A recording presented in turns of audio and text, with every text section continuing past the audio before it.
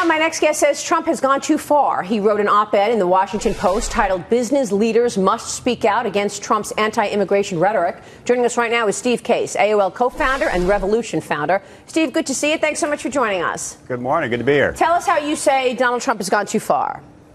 I think the rhetoric in the last few months has just been a little out of hand. I think we need to remember that America is an immigrant nation. 250 years ago, America itself was a startup. The reason we're now the leader of the free world is because we have attracted people to this country, including some great innovative entrepreneurs who helped build our economy, built us into the leader of the free world. And we need to continue to be a magnet for talent. There's all kinds of stories I hear now. One gentleman graduated from Wharton, wanted to start a company here in the United States, was kicked out. He had visa issues, went to India, started Snapdeal. Now there's 5,000 employees of Snapdeal in India. That could have been in the United States. I hear those stories all the time. So immigration isn't just a problem to solve. It's an opportunity to seize. We're going to remain the most innovative entrepreneurial nation. That side of the debate isn't getting enough attention. So basically, you'd like to see business speak out and get involved in this.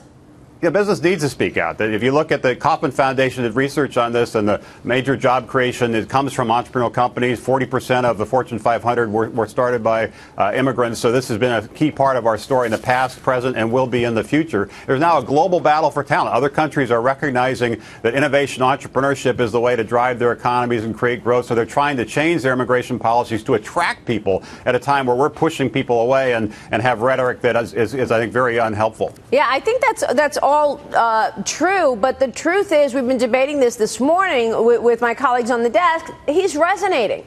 You know, I mean, even though he's not coming out with any specifics on many of his plans, people like the fact that he's this tough guy saying that we're going to be the toughest and nobody's going to mess with us. So his rhetoric, like it or not, is resonating. No, I agree. It is resonating. And I actually, because I'm an entrepreneur and back disruptors, the fact that somebody's coming kind of out of not having political experience and onto the scene and has that momentum, I think that's encouraging to see. But I do think his language has been too caustic, that talking about immigrants as kind of rapists and criminals not helpful. Ronald Reagan, the debate will happen tonight. Hopefully not only Donald Trump, but the other people on the stage will remember that Ronald Reagan really talked about kind of a morning again in America, an optimistic view, worked in a pragmatic way with Tip O'Neill, a Democrat, to pass immigration reform.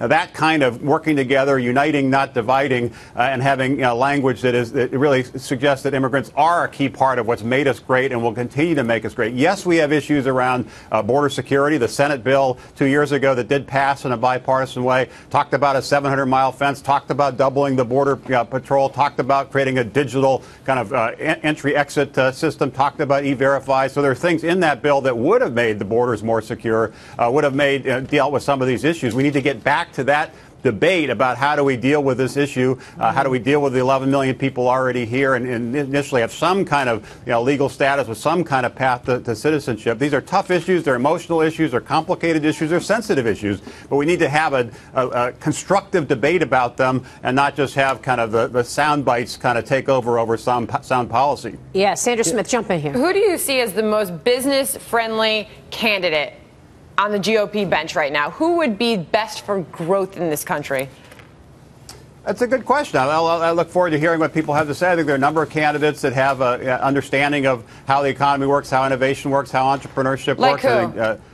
Jeb Bush has talked a lot about. Carly Fiorina, obviously, from her experience in the technology world, are some. There's others like Marco Rubio, who I worked with him to create a Startup Act that was introduced in the Senate several years ago. So I think the people, not just about business. To me, the key thing is innovation, entrepreneurship. How do we continue to be the most innovative entrepreneurial nation? What policies around regulations, around access to capital, as well on immigration, because that's really the battle for talent. Those are the issues I'm particularly focused on. So I hope there is more focus, not just on these kind of debates that make the news, but how do we make sure we have the policies to make sure we remain the leader of the free world, remain the most innovative entrepreneurial nation. And there are a lot of issues that need that discussion. They're not getting as much time as they need. Hopefully tonight at the Reagan Library, there will be a more constructive, substantive debate about taking this nation forward and continuing to be a magnet for talent, a magnet for immigrants who can help build the country for the future, build the economy for the future, create the jobs for the future. Yeah, I'm glad you're speaking out, Steve, because business really does need a voice.